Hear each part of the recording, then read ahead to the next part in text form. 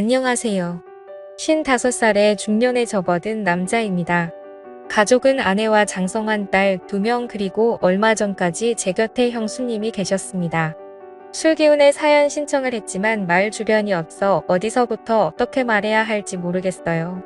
제 이야기를 하려면 새끼 묵은 시절부터 시작해야 할 듯합니다. 고리타분하고 지루하지만 잘 들어주시면 감사드리겠습니다. 저는 엄마가 46살의 늦둥이로 낳은 아들이었어요.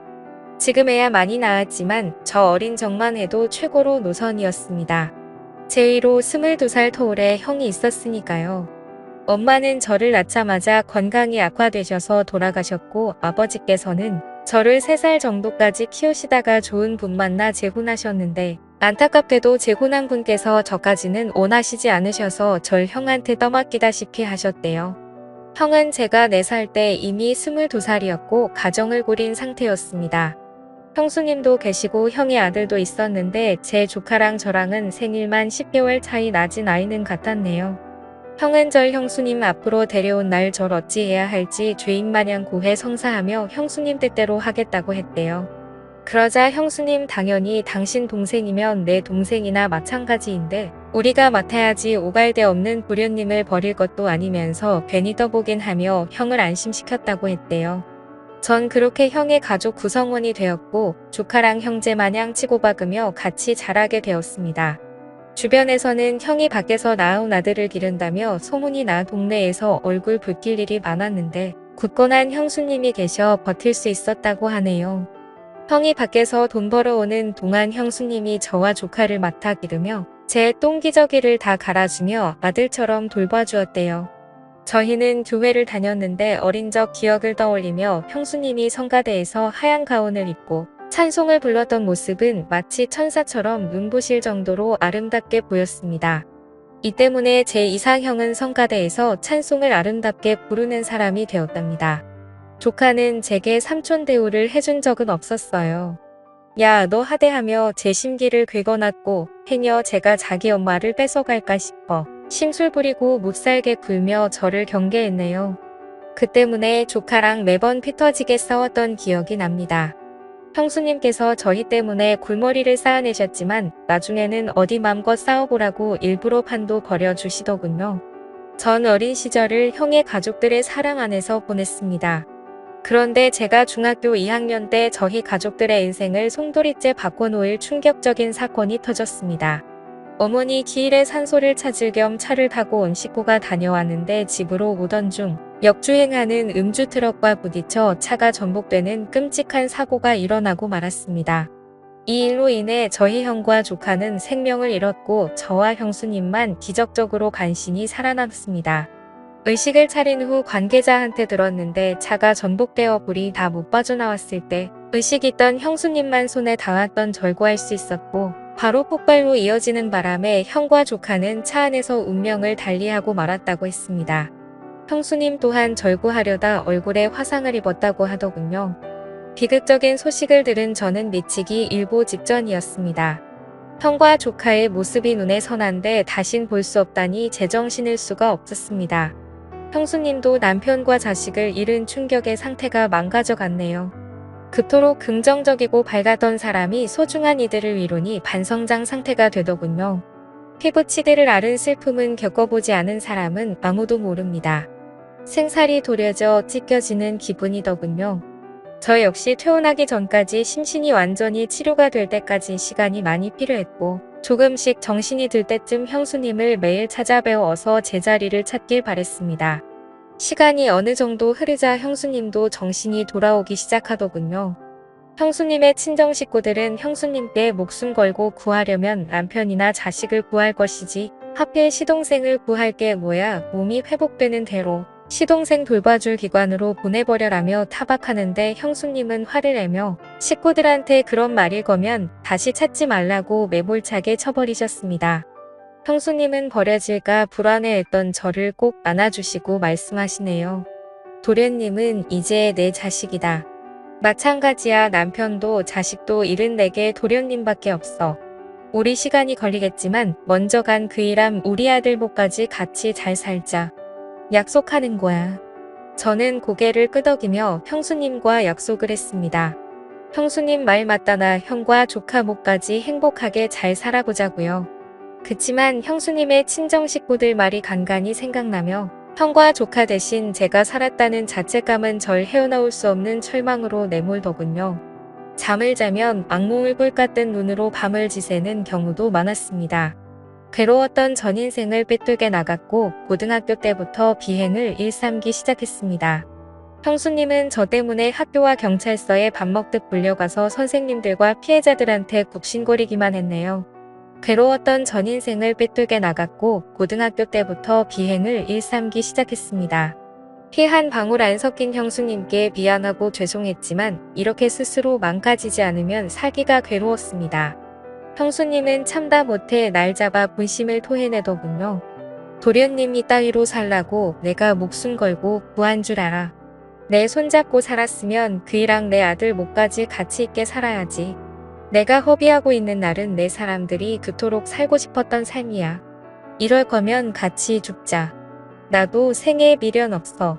다 그만두고 싶다고 형수님이 약을 쓰며 병제약을 마시려는 거 저물면서 형수님을 저지했습니다. 잘못했어요. 형수님 너무 괴로워서 그랬어요.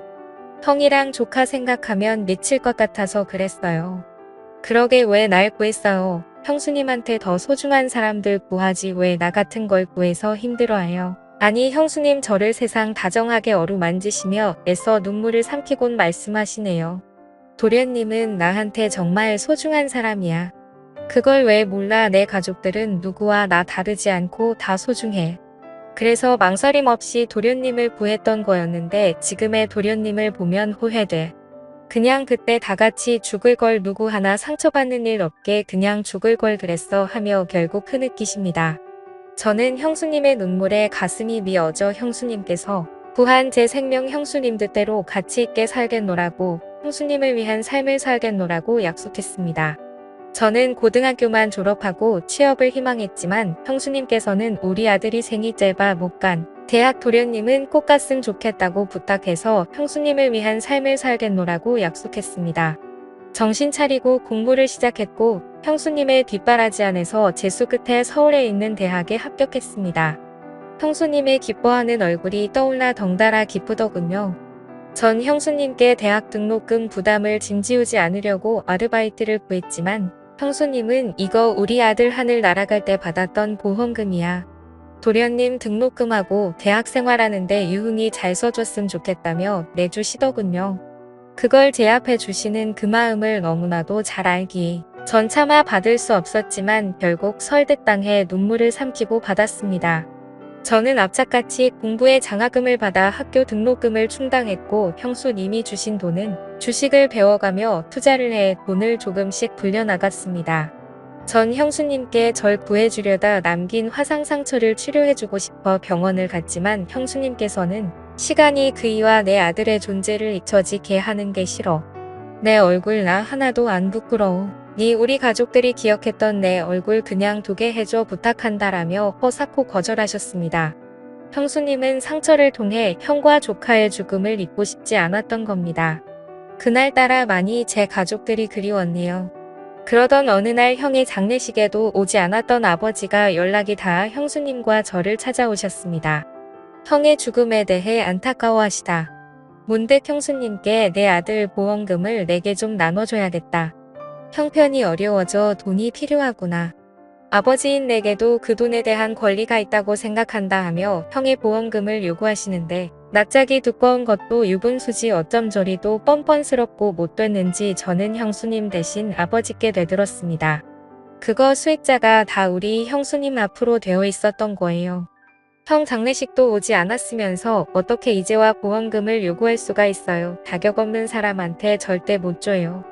했지만 형수님은 긴 한숨을 쉬시며 철 말리시고는 아버지께 일단 가시라며 이미 아버지 몫으로 빼놨으니 알아서 드리겠다며 하셨네요. 전 형수님께 난리를 쳤지만 형수님은 저를 다독이며 아무리 미워도 아버지께 그러는 건 아니야. 아버님 피부치한 도련님이 많이 그리웠을 텐데 다음번엔 따뜻하게 맞아주면 내 마음도 편할 것 같아. 그래 줄 순 아는 말에 답답함에 목이 메이더군요.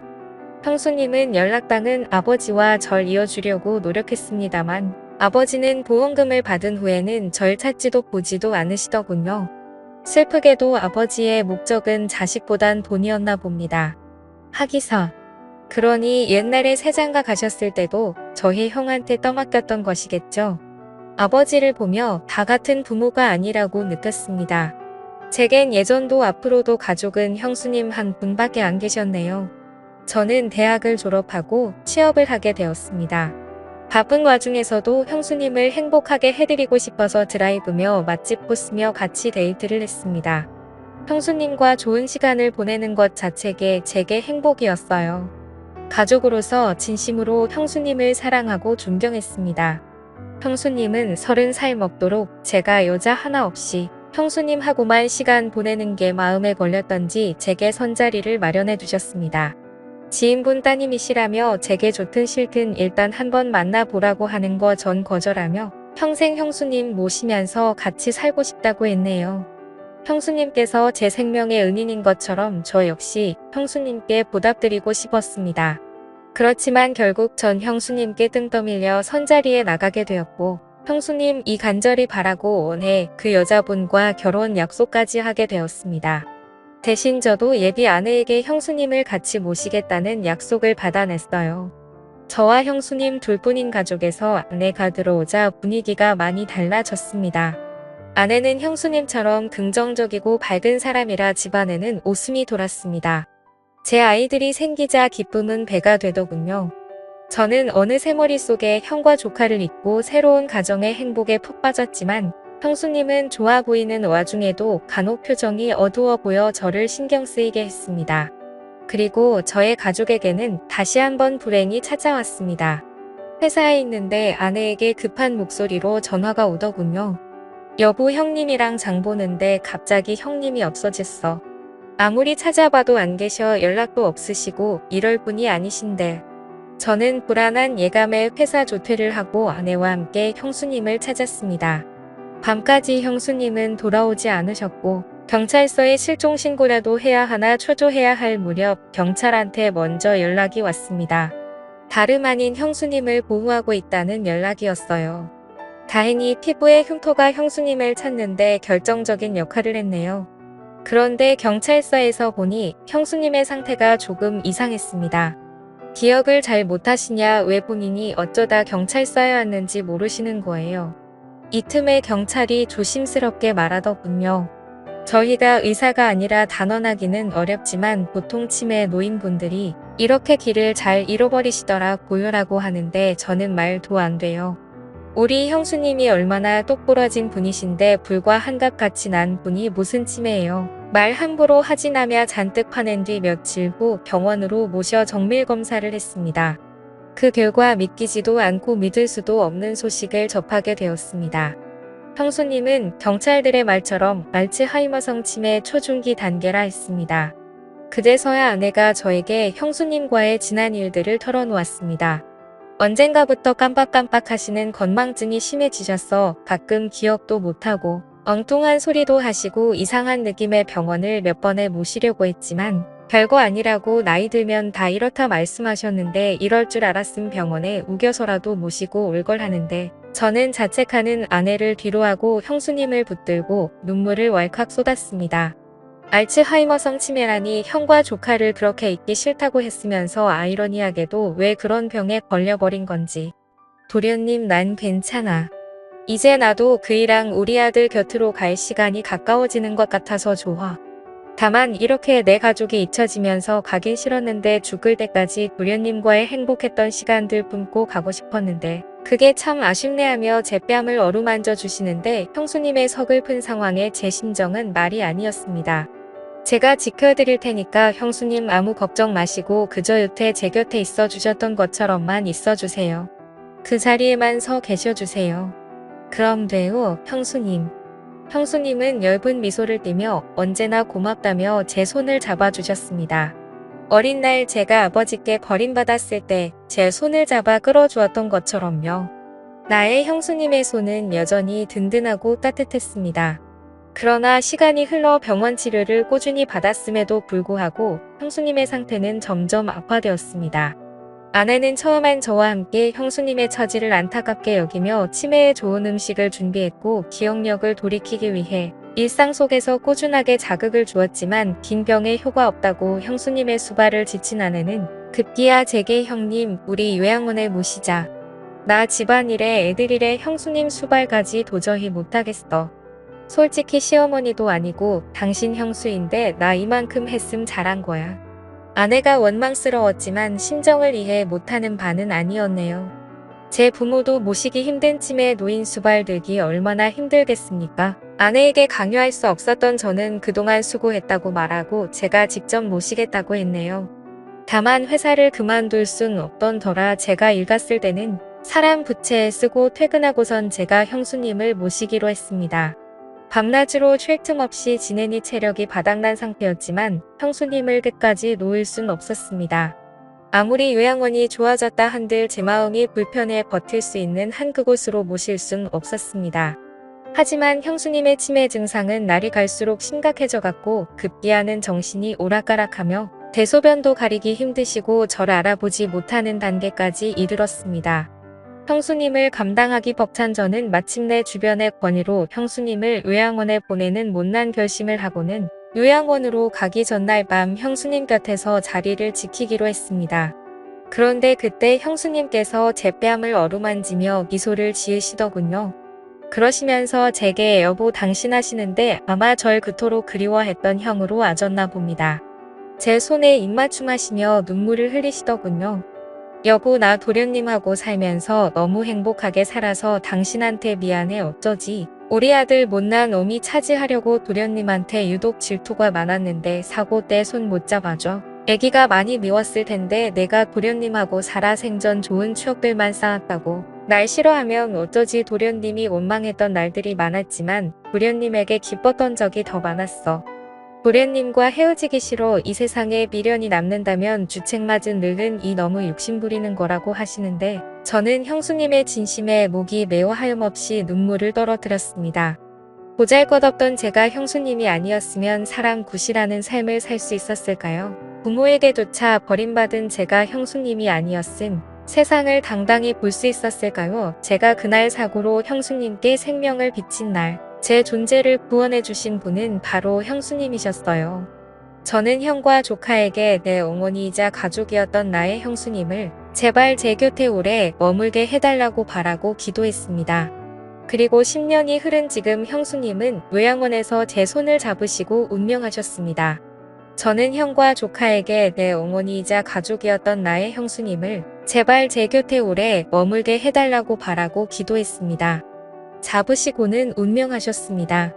방년 72세 꽃잎이 지듯 그녀의 생명도 날아가버렸습니다. 형과 조카에게 형수님을 그리 보내드린 후 저는 형수님께 받은 사랑을 많은 이들에게 전하기 위해 시간 날 때마다 형수님께서 머무신 요양원과 보육원에서 봉사활동을 하고 있습니다. 어린 날에 갈 곳 없는 철사랑으로 품어주시고 새 생명을 주신 형수님 당신이 계신 그곳에서 제 형과 조카까지 만날 그날을 위해 당신이 가르쳐준 대로 삶을 가치 있게 살 겁니다. 감사합니다.